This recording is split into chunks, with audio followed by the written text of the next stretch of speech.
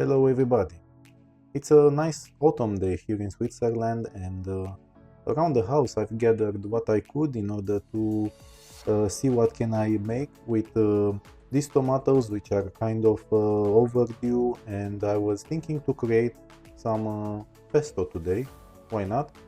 And I think it's a good idea since I adapted this recipe, and I would like to show you how to do it inside your own kitchen with your own ingredients, and it's very easy to get it adapted and to make it work the way you want. So let's have a look over the ingredients that I've got here. There's no pesto without basil, and I have a couple of leaves left from whatever plants I still have. They don't enjoy the cold that much, so they are overdue their prime. Next, I will use tomatoes.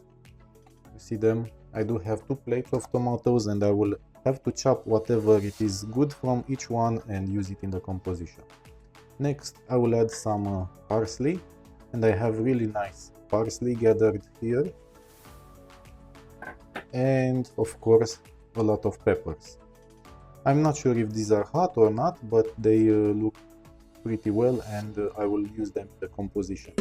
Now the nice thing is that I do have these ingredients from my garden. The other ones are bought from the store. Now, there's no recipe for me without onions. So I will use 2 onions, and also don't forget about the garlic. I have 2 garlic loaves here. And inside the composition I will grate some Emmentaler cheese, and I will also add a bit of butter in order to make it smooth, and I will use some walnuts to make it a little bit let's say chewy, so to say, and they are really healthy as well. And of course, for this composition I will use a little bit of olive oil. Okay, so let's start. There will be a lot of work to wash all of this and to chop them, and so I will fast forward it for you.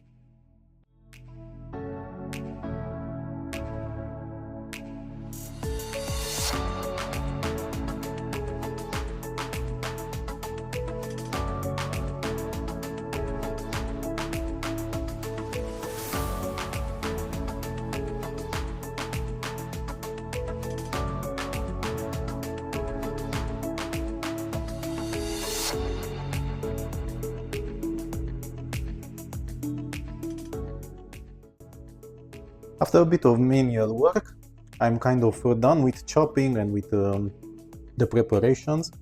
So what I have here, I have the garlic and also the onions with the peppers.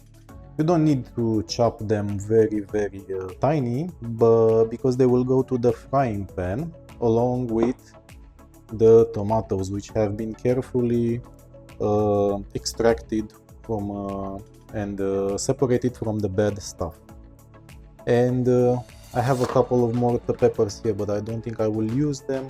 The parsley and the Emmentaler, they will go directly into the blending machine. And just as a matter of preparation, I will also cut a little bit of butter, since now it has melted, as you can see. Let's see, how can I cut it? Because I need to open it. And I will add it with the parsley, and if I need more of it, I will use it. Okay, now what you need to prepare your blending machine. I have my chopper ready here, and also a frying pan with the olive oil, and these 2 will go inside. So we will need to roast them a little bit, and to make them squishy a little bit, and then we will add the whole composition little by little in the blending machine. So let's start with the frying pan. Cool. I do have the frying pan ready and I have the composition. So I will start with the tomatoes. And since it's quite a lot of composition, I think I will do it in 2 or 3 stages. So first I will add just these ones, and I also add a couple of the other ones. I will add the garlic, I will add the onions and the peppers, and I turned it on. I have the tool with me and I'm going to spread them around, and you see how nicely the tomatoes are leaving themselves this juice, and this juice will be wonderful in the final product. Trust me, I did this recipe last year, and it will rock. It will rock the spot for sure. Did I turn it on? Yes, I turned it on. So let's see how it goes. As you can see, the composition right now it roasts and it boils in the juice of the tomatoes. And you need to leave it not so long, because you want to preserve the composition's vitamins and the properties. And generally speaking, I leave them until I can see that the, let's say, peppers are a little bit soft. And I always mix them up. And I check that also the tomatoes leave their nice juice inside the composition.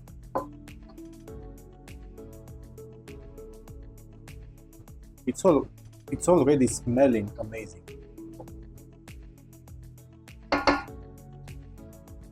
Will you look at them? It's like a muddy volcano in there, and it's smelling really, really good. And I'm thinking of keeping them for 2 more minutes. I'm going to take it out and put it in a separate pot and roast the rest of the ingredients that I have.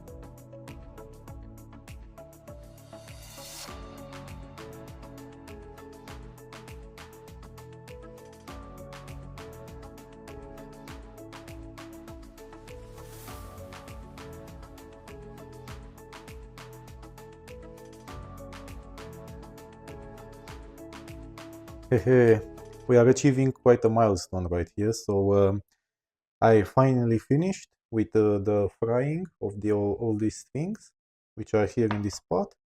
I also have the basil and the butter in this small pot, and I have the Emmentaler, which is ready to be grated.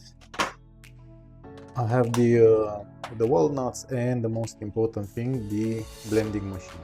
Okay, and let's roll. Now I'm going to, I don't plug it right now, I don't want to do it. Let's see how this should be used. Oh, okay. Like this. Okay, and I need to be careful because I need to take a protection peel of the blade, and I will add them back. Okay, they are in position, and my blending machine is quite small, so I'll need a lot of rounds in order to finish this thing. And yeah, I think the fun begins. Since I don't really want to make a big mess, what I will do, I will add the composition above the sink.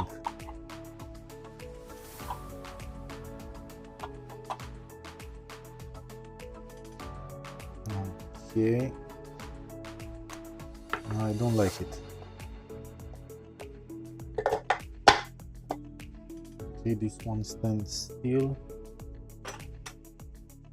I will use a tool. Where is that? I will use this tool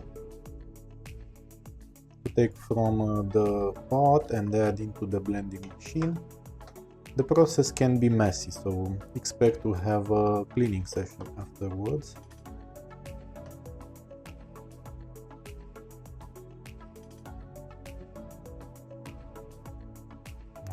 Okay. I added enough of this stuff. Now I want to add a bit of butter.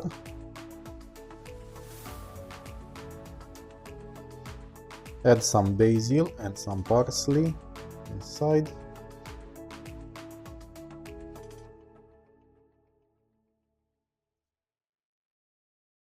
Okay. Add some walnuts.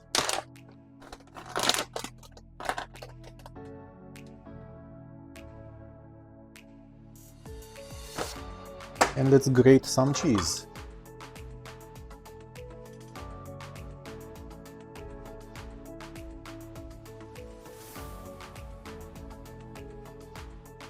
Okay. I suppose we have enough. Okay, let's arrange the stuff. Good.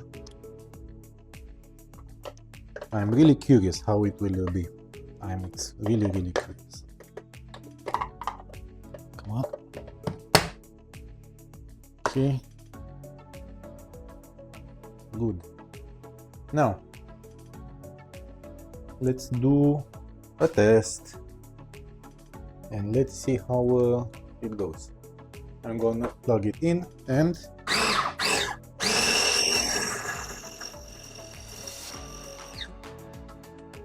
okay.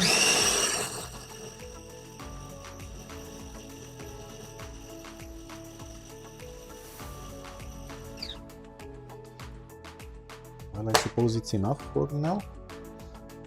But let's taste it, I'm really curious.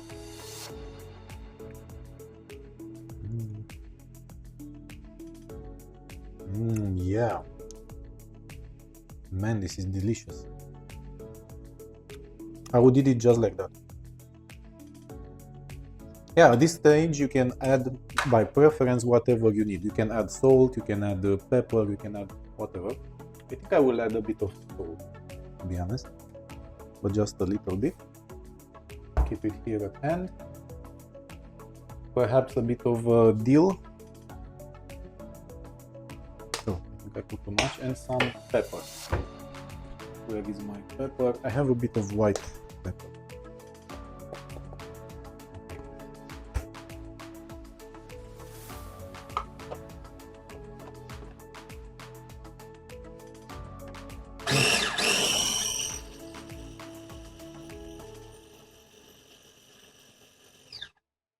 Suppose that's enough.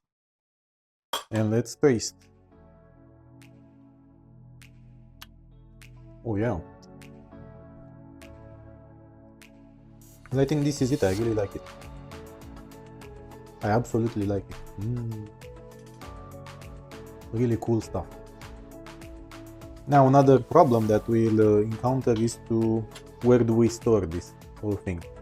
Luckily I have some jars, and I will store the whole thing in jars, and then I will do a boiling process in order to preserve them for the winter. So stay with me while I do everything on the pesto to be stored and preserved and ready to be used in your dishes. One reason why you shouldn't throw away glass jars is that you can reuse them for something else, like homemade pesto, for instance. Now, having this composition, I'm going to add it inside the jar. I will carefully take all of this out. I have to take the blades as well.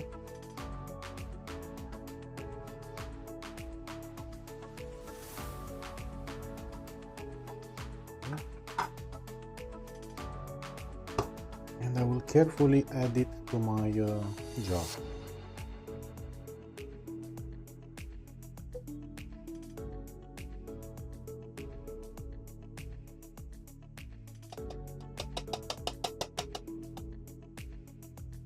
Cool. Looks really lovely. Okie dokie. I'm going to clean it up. Okay. So I'll continue this process until I have all the composition ready and inside the jars. Then I will show you how to boil it and have it safely stored for the winter.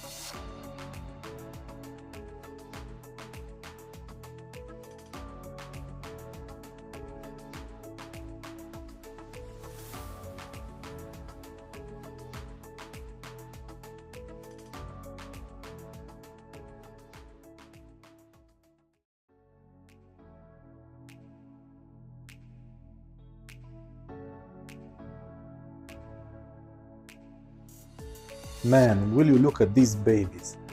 Look at how nice they look, and they are still hot, and there are so many vitamins. Think about all those things that I put inside from my own garden, and these are going to be really healthy, and I can't wait to use them in some of my dishes.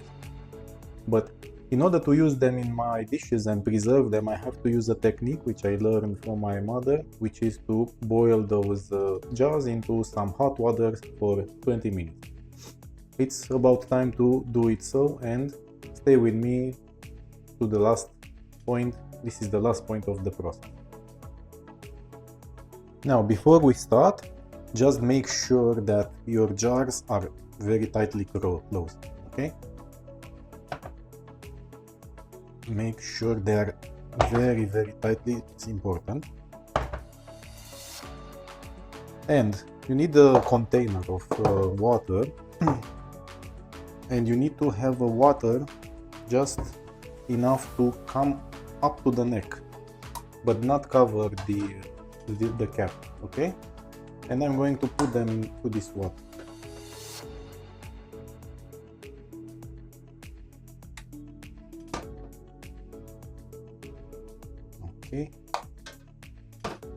Okay, it's too much water, I will have to take it out.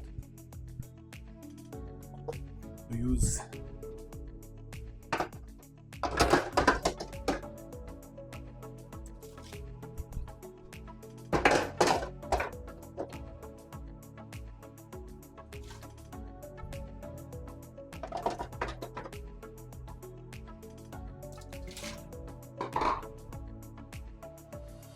and a little bit more. Let's see. I think it should be okay. Good, I'm going to turn it on to the maximum almost. So